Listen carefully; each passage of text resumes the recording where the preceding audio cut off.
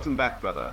This content is for those genuinely interested in men's rights. It covers complex, controversial topics that may not suit a general audience. If you're not part of the men's rights community, this video isn't for you, so feel free to tune out now.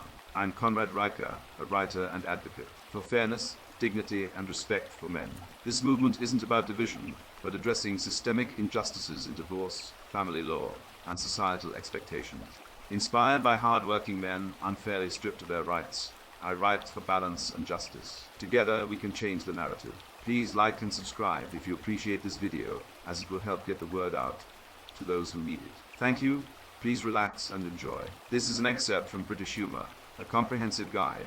British Humour, a comprehensive guide, is an ebook available in all good stores. I had always been drawn to comedy. Growing up, British comedies were a staple in my household, and I found myself drawn to their unique style and humour. The wit, timing, and satire were elements that made British comedies distinct from others. However, it wasn't until later in life that I realized there was a science behind this humour, a reason why certain things made me laugh and others didn't. This realization led me on a journey to understand the roots, the cultural factors, and the psychological basis of British humour.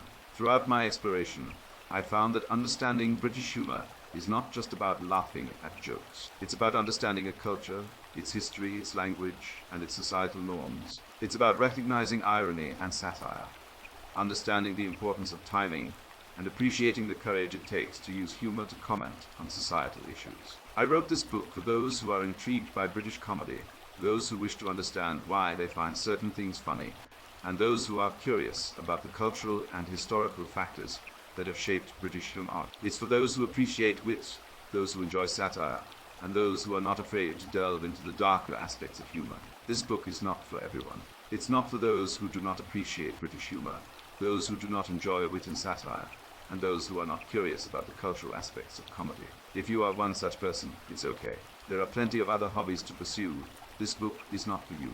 But if you are a fan of British comedy, if you appreciate wit and satire, if you're curious about the cultural and psychological aspects of humor, then this book is for you. Through this book, I hope to share with you not just the laughs, but the knowledge, the history, and the cultural insights that make British humor so unique and enjoyable. So, if you want to fully appreciate the wit and wisdom of British comedy, buy this book today.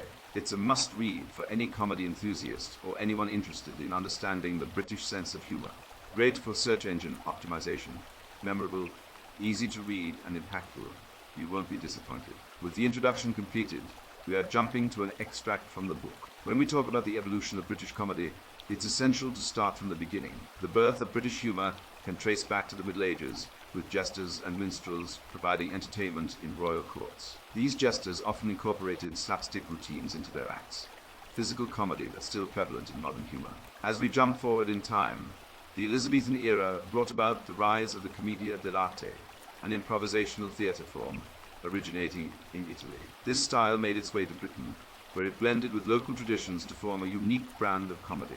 Shakespeare himself was known to incorporate comedic elements in his plays. Who can forget the antics of characters like Falstaff and the hilarious plots of plays like Much Ado About Nothing? Fast forward to the 19th century, and we find the rise of music hall comedy.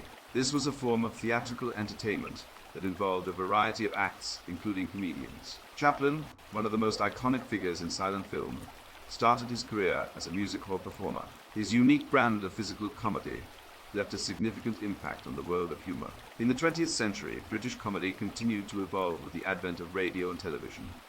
The satirical show, Monty Python's Flying Circus, is perhaps one of the most famous examples of British comedy on TV. Their surreal and irreverent humor pushed boundaries, encouraging audiences to think differently and question societal norms. Modern British comedy, found on platforms like Netflix and BBC, combines traditional British sensibilities with contemporary issues. This blend creates a unique humor that's both familiar and new, proving that British comedy continues to adapt and thrive with the times. British humor, in all its forms, has been greatly influenced by social and cultural aspects. During World War II, for example, comedy was used as a form of escapism.